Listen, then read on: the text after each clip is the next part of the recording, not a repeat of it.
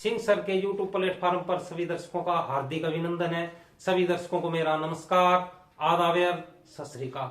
साथियों, आज के इस वीडियो में हम बात करेंगे स्वामी विवेकानंद, जिनका मानना था कि सभी जीवों में परमात्मा का अस्तित्व है। स्वामी विवेकानंद का जन्म 12 जनवरी 1863 ईस्वी में कोलकाता में एक कुलीन परिवार में होता है। उनके पिताजी विश्वदत्त कोलकाता हाई कोर्ट में वकील होते हैं।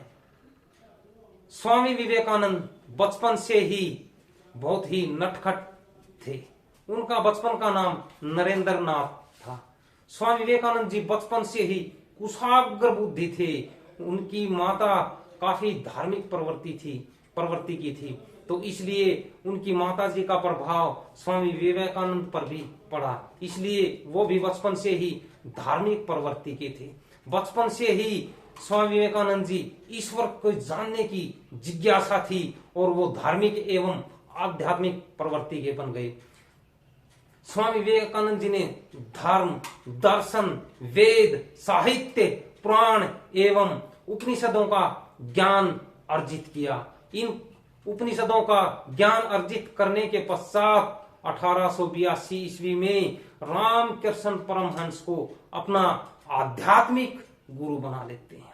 आध्यात्मिक गुरु बनाने के पश्चात 1893 ईस्वी में रामकृष्ण मिशन की स्थापना करते हैं। 1893 ईस्वी में ही अमेरिका के शिकागो शहर में विश्व धर्म परिषद का आयोजन होता है, जिसमें स्वामी विवेकानंद को भारत का प्रतिनिधित्व करने का मौका मिलता है। उस विश्व धर्म परिषद में स्वामी विवेकानंद जी को केवल 2 मिनट बोलने का मौका मिलता है और वो उस 2 मिनट में ही वहां पर मौजूद सभी का दिल जीत लेते हैं, क्योंकि उनसे पहले जितने भी प्रवक्ता होते हैं वहां वो सब अंग्रेजी में भाषण देते हैं, परंतु स्वामी विवेकानंद जब अपना भाषण शुरू करते हैं तो वो इस संबोधन से शुरू करते हैं कि हे मेरे अमेरिकी बहनों एवं भाइयों।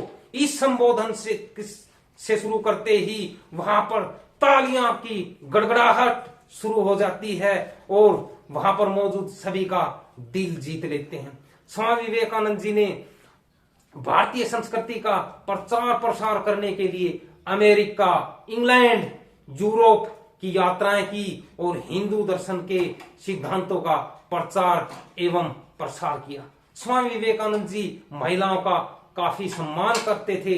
जब वो यूरोप की यात्रा पर थे तो वहां पर एक विदेशी महिला उनसे प्रभावित होकर के उनके सामने शादी का प्रस्ताव रखती है।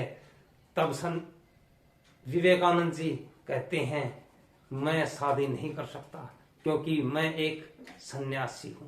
उस महिला की यह शर्त थी कि मैं इसलिए आपसे शादी करना चाहती हूं कि मुझे भी आपके जैसा प्रभावशाली पुत्र चाहिए। उनकी इस बात को सुनकर के स्वामी जी कहते हैं, आप मुझे ही अपना पुत्र मान लीजिए। इस बात को सुनकर के वो महिला स्वामी जी के चरणों में गिर जाती है और उनसे कहती है, आप ईश्वर के अवतार हैं, आप किसी भी परिस्थिति में धर्म से विचलित नहीं हुए।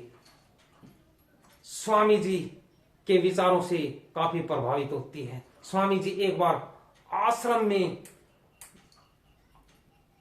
बैठे हुए थे, तब उनके पास एक व्यक्ति भागा आता है। उनसे कहता है कि स्वामी जी, मैं काफी मेहनत करता हूं परंतु मुझे सफलता नहीं मिलती। स्वामी जी इस बात को सुनकर के उनसे कहता है कि मैं आपकी समस्या का समाधान सोचता हूं, तब तक आप मेरे इस कुत्ते को आप बाहर घुमाने लेकर जाइए। जब 5-10 मिनट बाद वो उस कुत्ते को वापस लेकर के आते हैं तो कुत्ते को काफी सांस चढ़ी हुई थी और वो इंसान काफी नॉर्मल स्थिति में था। तो स्वामी जी कहते हैं कि आप बिल्कुल शांत स्थिति में हैं और ये कुत्ता काफी हाँफ रहा है, क्यों? तभी स्वामी जी कहते हैं, ऐसी ही स्थिति आपकी है क्यों आप किसी भी लक्ष्य को केंद्रित करके मेहनत नहीं करते हैं। अगर आप किसी लक्ष्य को केंद्रित करके अगर आप मेहनत करेंगे तो आप बिल्कुल सफल होंगे। तभी उन्होंने, स्वामी जी ने, उठो जागो और तब तक नहीं रुको जब तक आप लक्ष्य को प्राप्त नहीं कर लेते, इस बात का उदाहरण दिया। स्वामी जी के जन्मदिन को राष्ट्रीय युवा दिवस के रूप में मनाया जाता है। स्वामी जी देशभक्त और सन्यासी का जीवन जिया। साथियों, अगर मेरा ये वीडियो आपको पसंद आया तो मेरा आपसे विनम्र